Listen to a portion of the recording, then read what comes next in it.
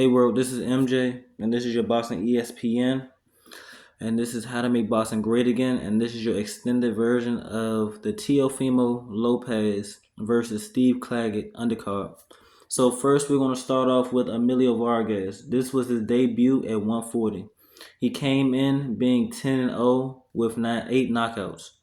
The guy he fought, I'm not gonna say he was a trash can. The guy name was Jose.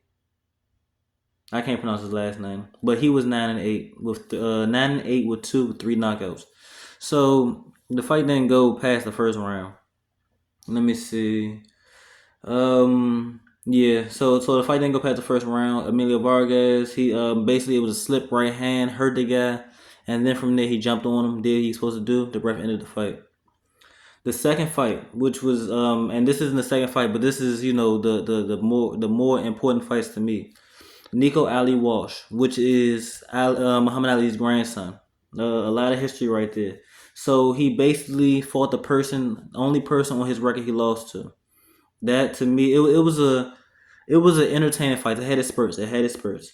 Ali in the first round he came out, he was boxing.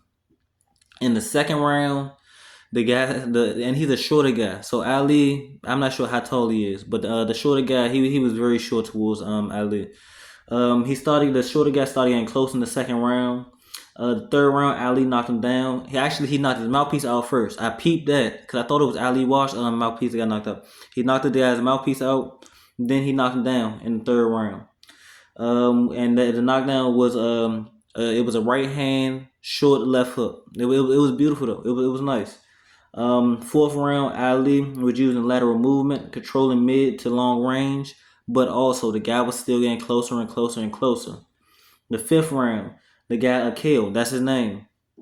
He got inside and he was working Ali. So, in my opinion, Ali lost. Ali won 1 through 3, but because of the knockdown, he won the fight. So it was a situation in the last round where Ali's shoulder popped out of place. I don't know how, but it popped out of place.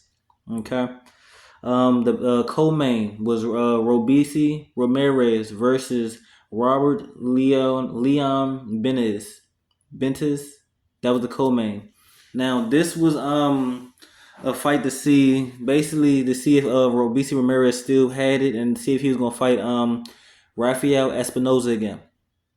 So Robisi Ramirez, he came out very, I'm not gonna say patient, but the shots he was throwing, and he wasn't throwing all power shots to get him out of there. He was setting up his shots, which was a good thing. I could tell that the uppercut was gonna be an issue for the guy. I'm gonna call him Leon. The second round, Robisi Ramirez was doing a lot of level changes, feints, and foot control. Now this was a southpaw versus orthodox. So Robisi Ramirez had his foot on the outside the whole time, controlling the tempo. Rob was landing more shots. Yeah, he was landing a lot of shots, and he wasn't sitting in front of the guy for him to land back. But the guy was still finding his shots though. It was a good fight. Seventh round. Yeah, seventh round is when Robisi Ramirez hit him with a level change uppercut. That level change uppercut is what ended the fight. Like it was one of those situations when you see the guy get the sweat knocked off of him and the way he fell, you knew he wasn't getting back up. He was really hurt. He was really hurt. So Robisi Ramirez definitely made a statement. I'm happy for him. All right, now this is the main event. So Teofimo Lopez versus Steve Claggett, main event. From the first round. And I apologize. Let's go back to the inches walking. So Tio came out with Michael Jackson Beat It. Great song for a fight. Great song.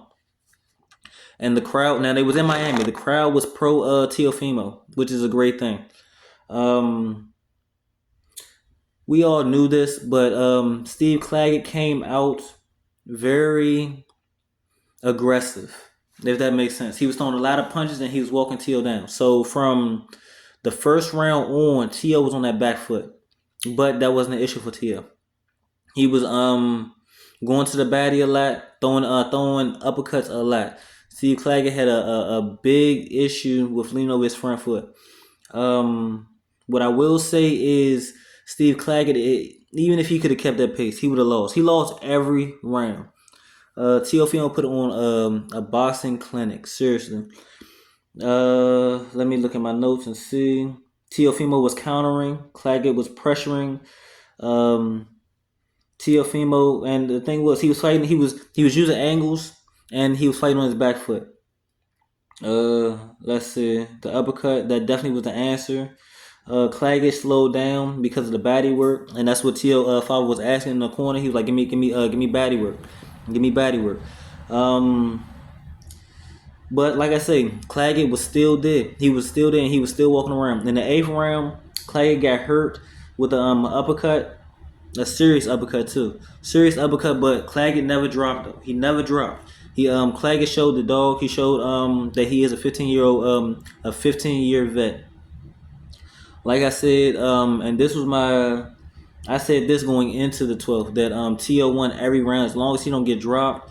And as long as he don't get hurt. He could have got dropped. As long as he don't get hurt, he would have won the fight. And he won a fight by unanimous decision.